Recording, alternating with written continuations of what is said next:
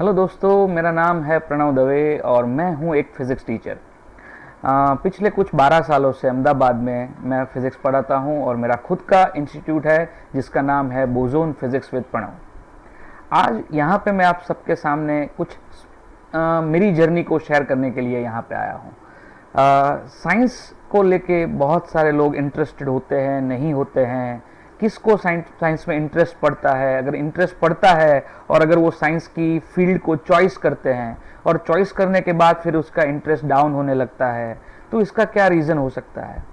Science में पढ़ना आसान होता है, डिफ़िकल्ट होता है। साइंस इंटरेस्टिंग चीज़ है, बोरिंग चीज़ है। बहुत सारे ऐसे दिमाग में लोगों के साथ क्वेश्चंस कनेक्टेड होते हैं। तो एक बात मैं यहाँ पे जो बताना चाहता हूँ कि साइंस बहुत ही मज़ेदार चीज़ होती है। हमारे आसपास जो कुछ भी हो रहा है वो नेचर है। नेचर में सनराइज सनसेट, मूनराइज मूनसेट, और फिर आप जानते हो कि फुल मून होता है, ब्लड मून होता है, ठीक है। बहुत सारे स्पेशल फिनोमिना होते हैं। अपने घर में ट्यूबलाइट जलती है, पंखा घूमता है, ठीक है। मतलब हवाएं चलती है, मतलब जितनी भी चीज़ें आप अपने रूटीन में आजू बाजू देखते हो, वो सारी चीज़ें कहीं ना कोई साइंस को अपने साथ लेके चलती है। और बहुत सारे क्वेश्चन हमारे दिमाग में भी आते हैं। मैं जब छोटा था तब मेरे दिमाग में ऐसे क्वेश्चन आते थे कि यार इतना बड़ा प्लेन, इतना हैवी प्लेन कैसे उड़ सकता है, हम तो उससे हल्के हैं, तो हम क्यों उड़ नहीं पाते। ऐसा क्या डिफरेंस है हम में और पंछियों में, सो दैट वो लोग उड़ सकते हैं, हम नहीं उड़ सकते। ऐसा मुझे क्वेश्चन होता था जब मैं छोटा था कि इतना बड़ा हैवी शिप, आप जानते हो लोहे से बना होता है, मेटल से बना होता है, तो ये इतना बड़ा मेटल से बना हुआ शिप डूब नहीं जाता। बट उसी शिप में से कोई मेटल का टुकड़ा अगर हम समंदर के अंदर फेंक देते हैं तो क्या हो जाता है, वो डूब जाता है। तो ऐसा तो क्या है उस शिप के अंदर कि वो डूबता नहीं है। तो ऐसे बहुत सारे फंडामेंटल क्वेश्चंस जब मैं पढ़ता था तब मुझे होते थे। तो ये सब क्वेश्चन के आंसर्स को ढूंढने का अंदर से बहुत सारा क्यूरियोसिटी रहता था। आप में भी होगा, आई एम श्योर। ये कोई भी बच्चा ऐसा नहीं हो सकता कि जिस बच्चे को ये सब रूटीन में होने वाले क्वेश्चंस, जो रूटीन में चीज़ें उनको दिखती है, ओके, उनके बारे में क्वेश्चंस ना हो। आप सब ने बचपन में अपने पेरेंट्स को या अपने टीचर्स को ये सब क्वेश्चन किए होंगे। मैं when I was a kid, उस पर्टिकुलर टाइम पे क्या होता था कि I was very good at maths. बहुत अच्छा था मैथ्स में मैं। मुझे मैथ्स से आई कैन से I was in love with maths. तो मैथमेटिक्स को, बस मैथमेटिक्स को ही सॉल्व करता रहता था पूरा दिन। बाकी के जितने भी सब्जेक्ट्स थे उसको साइड ट्रैक करता रहता था। लेकिन जैसे ही मैंने साइंस स्ट्रीम ऑप्ट किया 10th स्टैंडर्ड के बाद, फिर मुझे पहली बार ये पता चला कि ये जो मैथ्स अब तक पढ़ते थे वो सिर्फ सॉल्व करते थे। लेकिन साइंस स्ट्रीम में आने के बाद मुझे ये पता चला कि वो मैथ्स को हम अपने आजू बाजू के नेचर को, जो नेचर पूरे सीक्रेट्स लेके पूरा भरा हुआ है, नेचर बहुत सारे सीक्रेट्स से भरा हुआ है नेचर, तो वो सारे सीक्रेट्स को अगर मुझे अनलॉक करना है, नेचर की बहुत सारी ऐसी मिस्ट्री है उसको अगर मुझे अनलॉक करना है, तो ये मैथमेटिक्स जो है ना वो बहुत ही बड़ा टूल है। और कुछ चीज़ें 11th और 12th साइंस में मुझे ऐसी दिखाई दी।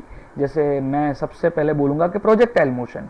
प्रोजेक्टाइल मोशन क्या होता है कि अगर आप कोई फुटबॉल को किक मारो तो फुटबॉल का आप पाथ जानते हो कि कैसे फुटबॉल जाएगा। यू कैन से, वो एंग्री बर्ड्स आपने खेला होगा, तो एंग्री बर्ड्स वाला ट्रैक होता है, मतलब फुटबॉल का ट्रैक जो होता है, वो फुटबॉल जिस पाथ पे मूव करता है वो पाथ को कहते हैं पैराबोलिक मोशन। और पैराबोलिक मोशन जो होती है उसको प्रोजेक्टाइल मोशन भी कहते हैं। तो वहाँ पे पहली बार मैंने देखा कि हाउ ब्यूटीफुली मैथमेटिक्स और रियल लाइफ का सिचुएशन एक दूसरे के साथ क्या होता है, कनेक्ट होता है। मतलब जो रियल लाइफ में होने वाला है वो हम विदाउट परफॉर्मिंग एनी एक्सपेरिमेंट, सिर्फ कागज पेन लेके मैथमेटिक्स से हम अपना आंसर लेके आ सकते हैं। मतलब ये होता है कि मैं फुटबॉल को अगर किक ना मारूं, ओके, तो भी before I kick the football मुझे पहले से पता चल जाएगा कि अगर मैं इस पर्टिकुलर फोर्स से, इस पर्टिकुलर डायरेक्शन में, इतनी वेलोसिटी से अगर मैंने फुटबॉल को किक मार दिया तो फुटबॉल कहाँ तक जाएगा, कितनी हाइट तक जाएगा, कौन से पॉइंट पे फुटबॉल की कौन सी स्पीड होगी। ये सब को ढूंढने के लिए आपको कोई भी एक्सपेरिमेंट करने की ज़रूरत नहीं है। सिर्फ मैथमेटिक्स से कागज पेन लेके आप ये चीज ढूंढ सकते हो। और उस टाइम पे मुझे ये हुआ कि अगर ये इतना सा छोटा सा टॉपिक है जो हम कागज पेन लेके ढूंढ सकते हैं, तो नेचर के बहुत सारे ऐसे सीक्रेट्स होंगे जिसको रिवील करने के लिए, जिसको अनलॉक करने के लिए ये मैथमेटिक्स का टूल हमको यूटिलाइज करना पड़ेगा।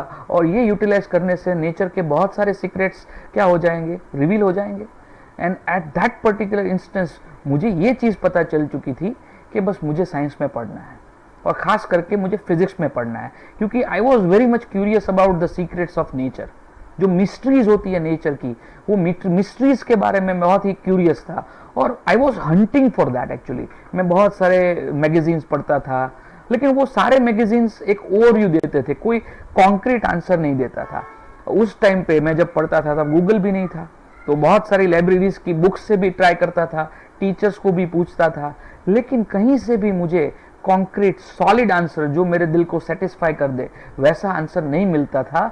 लेकिन साइंस में पहली बार प्रोजेक्टाइल मोशन के अंदर ये फिजिक्स और मैथमेटिक्स की जो जुगलबंदी हुई, उस जुगलबंदी से मुझे ये पता चल चुका था कि अब तक मैं सब कुछ चीज़ें इसलिए नहीं ढूंढ पाता था कि उसको ढूंढने के लिए जो मैथमेटिक्स की ज़रूरत होती है वो मैथमेटिक्स अब तक मुझे नहीं आता था। तो उस पर्टिकुलर मोमेंट से मैंने सोचा कि मैथमेटिक्स पे फोकस किया जाए। लेकिन फिर ये भी था कि मैथमेटिक्स पे फोकस करेंगे तो फिर मैथमेटिक्स के अंदर प्रॉब्लम सॉल्विंग ही करते रहेंगे, लेकिन ये मैथमेटिक्स जहाँ पे नेचर को अनलॉक करने के लिए, नेचर के सीक्रेट्स को रिवील करने के लिए यूटिलाइज होता है, उसको तो हम कुछ देख नहीं पाएंगे, उसको तो कुछ समझ नहीं पाएंगे। And hence at that particular instance मैंने ऐसा सोच लिया कि मुझे फिजिक्स पढ़ना है। फिजिक्स पढ़ने से मेरे मैथमेटिक्स का जो पैशन है वो भी मेंटेन हो जाएगा, और वो मैथमेटिक्स को यूज करके मैं नेचर के सीक्रेट्स को भी जान पाऊंगा, और मेरी क्यूरियोसिटी सेटिस्फाई होगी। एंड बिलीव मी, जब आपकी क्यूरियोसिटी सेटिस्फाई होती है, कोई चीज़ जो आप जानते नहीं हो और वो अच्छी तरह से आपको समझ में आ जाती है, वो लेवल का जो सेटिस्फेक्शन होता है ना, उससे बड़ा कोई भी सेटिस्फेक्शन नहीं होता है। पहली बार 11th स्टैंडर्ड में मुझे ये सेटिस्फेक्शन मिला। और बस सेटिस्फेक्शन, जब आप जानते हो कि एक बार कोई चीज़ में सेटिस्फेक्शन मिल जाते हैं तो फिर क्या होता है, बस आप उस चीज़ को अपना लेते हो। तो फिर मैंने भी वहाँ पे फिजिक्स को अपना लिया। मेरी फिजिक्स की जर्नी वहाँ से शुरू हुई, मेरा इंटरेस्ट फिजिक्स में वहाँ से शुरू हुआ, और फिर मेरे चीज़ों को देखने का जो नज़रिया था वो बदल गया। अब हर बार मैं बस उसके पीछे की सीक्रेट, उसके पीछे की मिस्ट्री ढूंढता था और उसको अनलॉक और उसको रिवील करने की ट्राई करता रहता था। So this made me interested in physics actually. उसके बाद पढ़ता गया, लेकिन फिर भी इतना जोरदार हर एक चीज़ों के बारे में जो जानना था वो चीज़ें मेरे सामने नहीं आ रही थी एक्चुअली। तो आई वॉज जस्ट वेटिंग, मैं पेशेंस रखता था, वेट कर रहा था एक्चुअली कि ये सारी चीज़ें मेरे सामने आ जाए। उसकी वजह से even if I have scored very much okay, I am not saying that कि बैड और good, but I scored okay. But उसके बाद इंजीनियरिंग में मुझे एडमिशन नहीं लेना था। I was curious, too much curious, और ये नेचर के सीक्रेट्स को रिवील करना था, इसलिए मैंने जानबूझ के क्या किया, बीएससी में एडमिशन लिया। और उसी पर्टिकुलर मोमेंट से मुझे पता था कि फिजिक्स के टॉपिक्स के साथ और मैथमेटिक्स के साथ मुझे बैचलर डिग्री अचीव करनी है साइंस में, फिर मास्टर्स करना है, और जितना भी उसके अंदर जा सकूं साइंस के अंदर उतना जाऊंगा।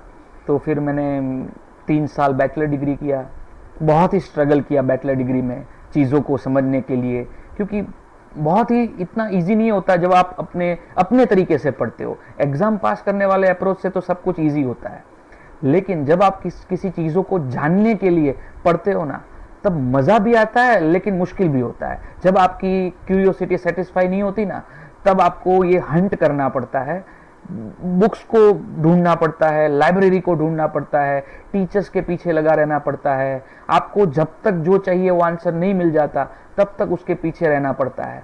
और ये मैं करता था एक्चुअली, ये मैं करता था। तो 3 साल तक बैचलर डिग्री में मैंने ये किया।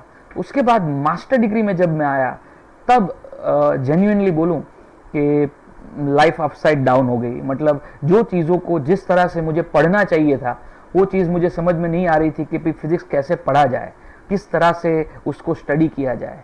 और वो जो तरीका जो था स्टडी का, वो तरीका मुझे मास्टर डिग्री करने के टाइम पे क्रैक हो गया। ऐसा नहीं है कि किसी ने मुझे बताया कि ऐसे करना चाहिए वैसे करना चाहिए, बट समाओ कभी क्या होता है, इंट्यूशन आ जाता है, अपने आप अंदर से चीज़ें निकल आती है, और वो चीज़ें निकल आई, और फिर मास्टर डिग्री में बहुत ही अच्छी तरीके से चीज़ों को बहुत अच्छी तरीके से समझ के, उसके पीछे जो भी सीक्रेट्स थे वो जान के, वो सारी चीज़ों को बहुत ही सेटिस्फैक्टरीली पढ़ाई किया और अच्छे स्कोर भी आए। ऐसा नहीं है, अच्छी तरह से जब आप समझते हो ना हर एक चीज़ को, कंसेप्ट को अपने अंदर उतार लेते हो, तब जाके क्या होता है, मज़ा आता है।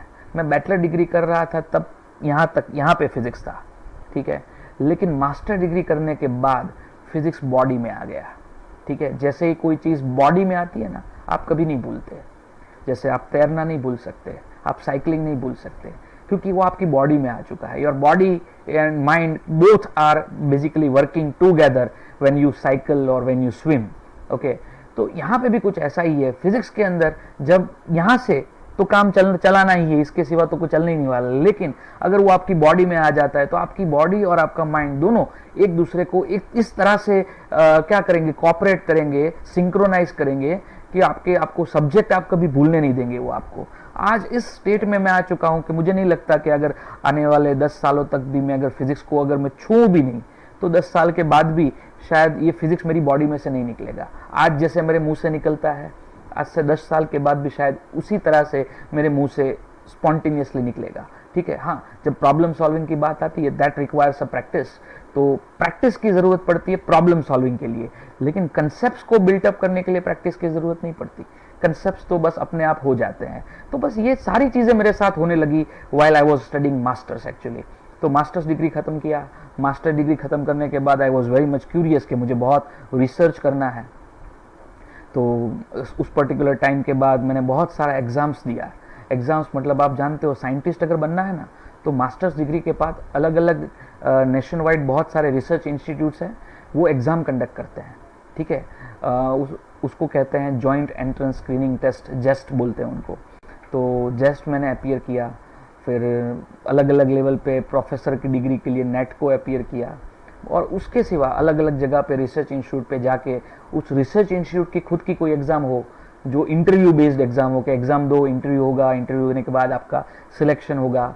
ऐसी भी बहुत सारी एग्ज़ाम्स दी, और पूरा इंडिया अलग अलग जगह पे इस पर्टिकुलर चीज़ों को डिस्कवर करने के लिए मैं घूमा।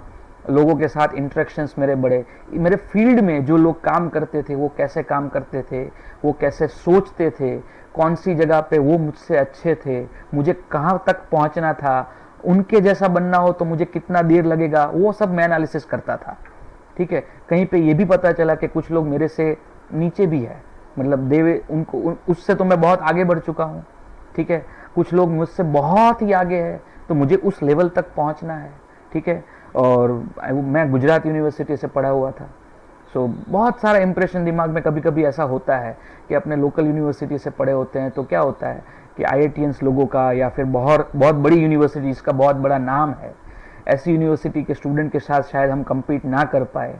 लेकिन ये भ्रम भी टूट गया when I was in IPR में, इंस्टीट्यूट फॉर प्लाज्मा रिसर्च में प्रोजेक्ट एसोसिएट के तौर पे वहाँ पे ज्वाइन हुआ, और वहाँ पे एक पूरा प्रोजेक्ट कंप्लीशन किया। और उस प्रोजेक्ट कंप्लीशन की पूरी प्रोसेस के एंड में जितने भी लोग थे उतने लोगों में I was standing in top 3 positions actually. तो that was really I can say energetic था, अंदर से खुशी मिलती थी, सेटिस्फेक्शन था, पावर फील हुआ, क्योंकि बहुत सारे उस पर्टिकुलर मोमेंट पे IITians भी थे, और नेशन वाइड बहुत अच्छी अच्छी यूनिवर्सिटी को रिप्रेजेंट करने वाले स्टूडेंट भी मेरे पैरेलल में मेरे साथ कॉम्पीट कर रहे थे।